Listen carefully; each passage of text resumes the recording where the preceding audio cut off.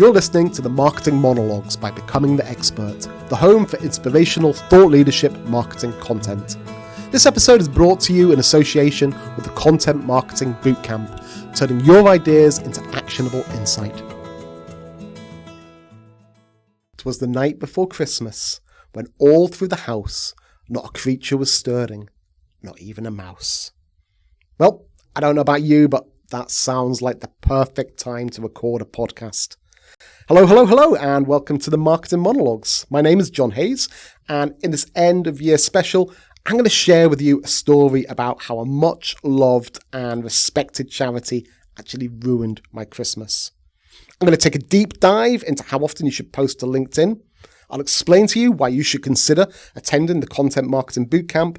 And finally, because the festive season isn't always the easiest to navigate, I'll leave you a quick thought about dealing with those challenges us entrepreneurs often have to face, but rarely talk about. Okay, so this is an end of year special, so I suppose I should try and festive things up a little. Too much?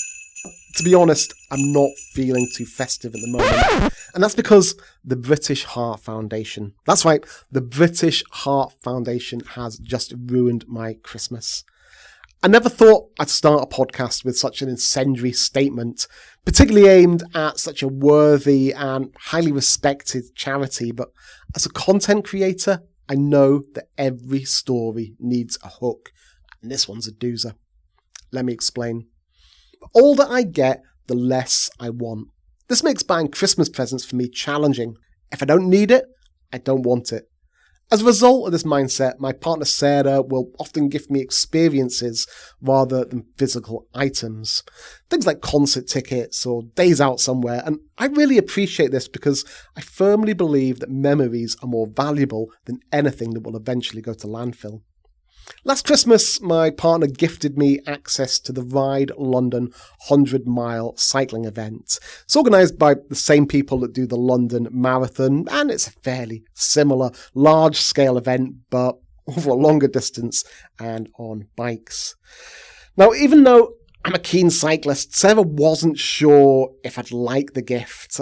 My eldest daughter, Rose, actually convinced her that I'd hate it, and to be honest, at the time, I wasn't sure. I'd only ever cycled 100 miles once or twice before, and as much as I enjoy riding my bike, I tend to do it as a solitary activity, and I'm not really big on mass participation events, and I should also say I'm rather slow as well. So after lots of anxiety about completing the distance, I was incredibly proud to cross the finish line at Tower Bridge in London in a fairly reasonable time. I was really psyched up, and once the pain had gone from my legs, I was determined to do the event again and complete it in a faster time. Unfortunately, the 2025 event was cancelled, leaving me wondering what Sarah would consider a worthy experience to surprise me with on Christmas Day. Unfortunately, I didn't get anywhere near the big day itself before my surprise was spoiled, and from a really unexpected source. I took a call from the British Heart Foundation thanking me for entering its 2025 London to Brighton cycle ride. I was confused and assured the lady that I hadn't entered the ride. She was also confused and reconfirmed all of my details. It suddenly dawned on me that perhaps this was my Christmas present and my surprise had been ruined. The poor lady on the phone was absolutely mortified. Luckily, I saw the funny side and we both had a good laugh, although I have to say she couldn't get off the phone fast enough. She didn't actually get around to telling me why she was calling, but I expect she wanted to know if I'd be interested in helping out with their fundraising activities. Now, heart disease runs in my family. I lost my grandfather literally days after he retired due to a cardiac arrest, and last Christmas was saddened to learn my cousin Derek had died at an even tragically younger age with a similar condition. I myself cycle as an antidote to high blood pressure. It's really helped me manage the condition, and I believe, touching wood, that I'm fitter in my 50s than I have been in most of my adult life, and that's largely down to the bike. So don't worry about the British Heart Foundation ruining my Christmas. In many ways, it's given me a reason to start celebrating the festive season a little earlier. Even my cycle commute into the office feels a little more fun because of something to work towards in the new year. So what do you give a man who wants nothing for Christmas? Well, I'll tell you, absolutely nothing. But if it makes you feel better, I'll happily accept donations to the British Heart Foundation, the charity that stole my Christmas. The link to my Just Giving page is in the show notes. Now, obviously, this is a sales and marketing podcast, and there are a couple of lessons we can learn from this story. I think the first being, if you want to keep a secret from anyone, don't use their telephone number as a point of contact when making a booking. Secondly, the lady from the British Heart Foundation actually did a great job. After coming off the call, which I assumed was to encourage me to set up a Just Giving page, I did exactly what she wanted, and I've actually started raising money for the charity. Finally, she didn't keep to a rigid script. She understood the situation and went with it. Although she bailed quickly, she did it with great humour. Now, I'm a great believer in sales and marketing teams working together. After any marketing engagement, such as an online registration, perhaps an ebook or white paper being downloaded, or somebody attending a webinar or an event, a phone call is a great conversion enhancer. That's why I'm often horrified when I walk into sales rooms and nobody's on the phone. Email, social media, yeah, they're all great, but nothing beats a little human engagement. Now, here's the thing. Just because someone's downloaded a white paper doesn't mean they'll have actually read it. Therefore, a phone call is more of an opportunity to thank them for downloading it, ask if they have any questions, and perhaps inquire what they're currently working on. This is the point where they start speaking about themselves, and as a marketeer or a salesperson, it's the point where you start listening. This is how you start building real relationships and create opportunities to do business together. Because remember, people buy from people they like and trust. Now, a great place to start building those relationships is on LinkedIn. But how many of us are actually using LinkedIn to its maximum effect? There's a lot to explore here, which I'll come back to in future podcasts, but for today, I think we'll concentrate on how often you should post to a channel like LinkedIn. LinkedIn suggests posting at least once a week. However, some of the biggest influencers on the platform are doing much more than that.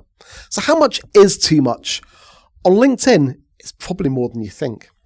Those social media influencers aren't in the business of sharing so much content for the good of their health.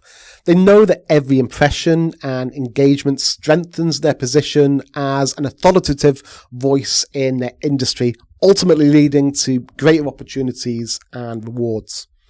Take Stephen Bartlett, TV dragon, podcaster, and social media wunderkid.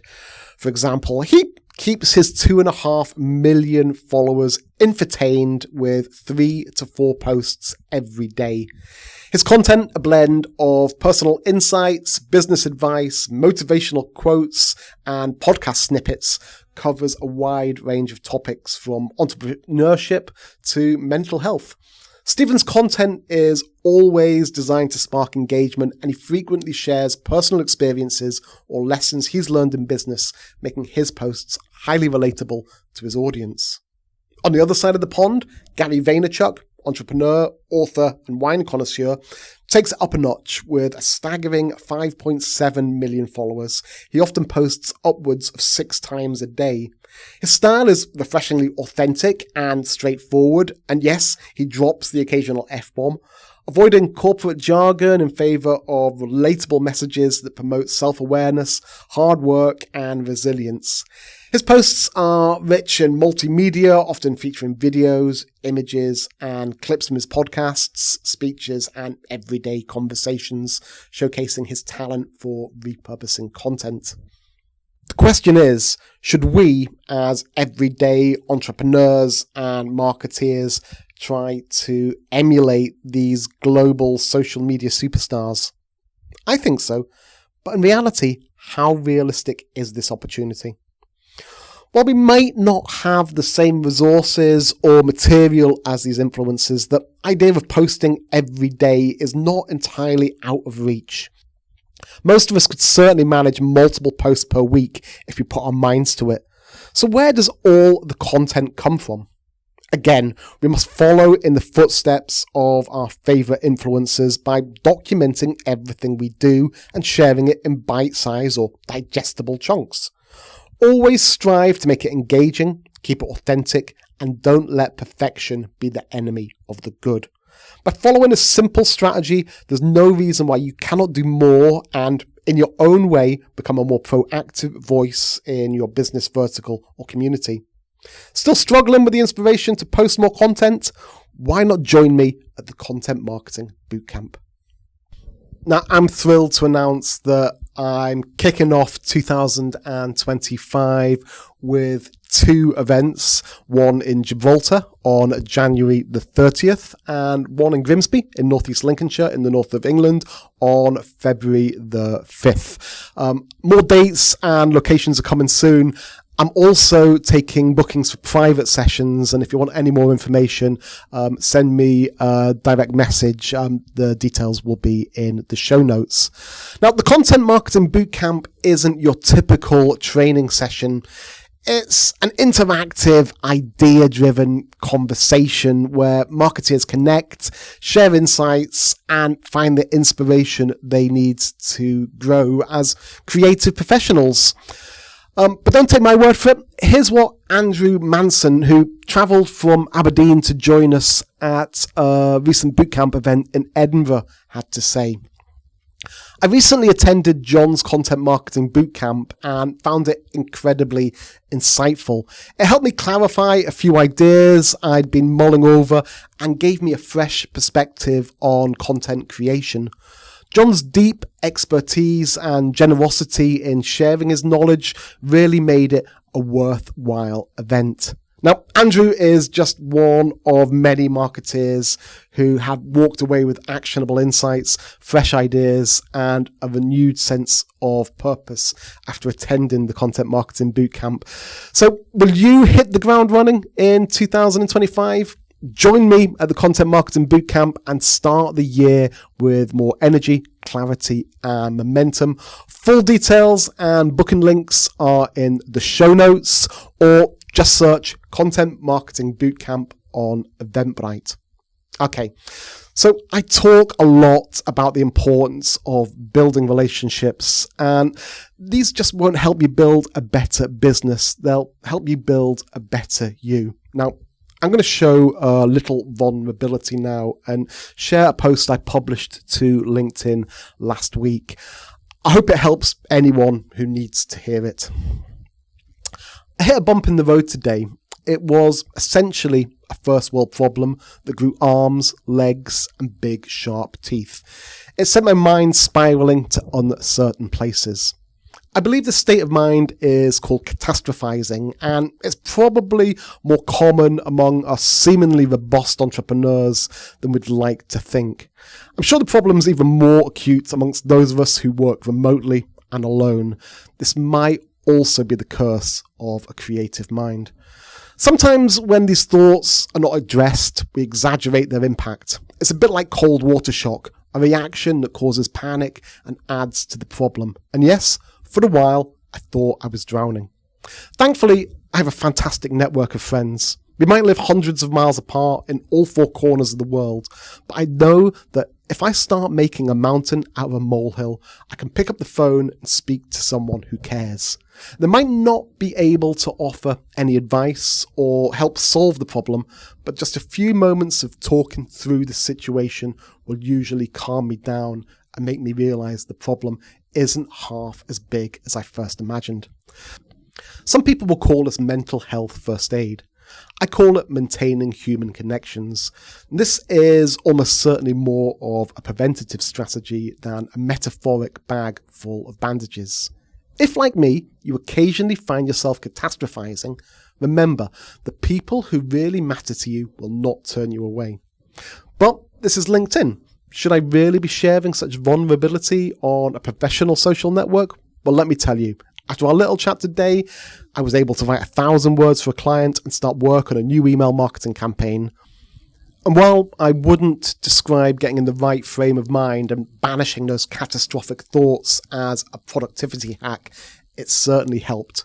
Remember, the best investment you can make is in the people around you. It's good to talk. So there we go. We close another year and look forward to the next. I hope you found the show useful and engaging, and if you did, please take the time to subscribe for future episodes and share with the wider marketing community. If you have any comments or ideas for future shows, please do not hesitate to reach out to me. You'll find me on LinkedIn, Blue Sky, and Substack. All of my contact details are in the notes that accompany the show. Hopefully see you out there in 2025.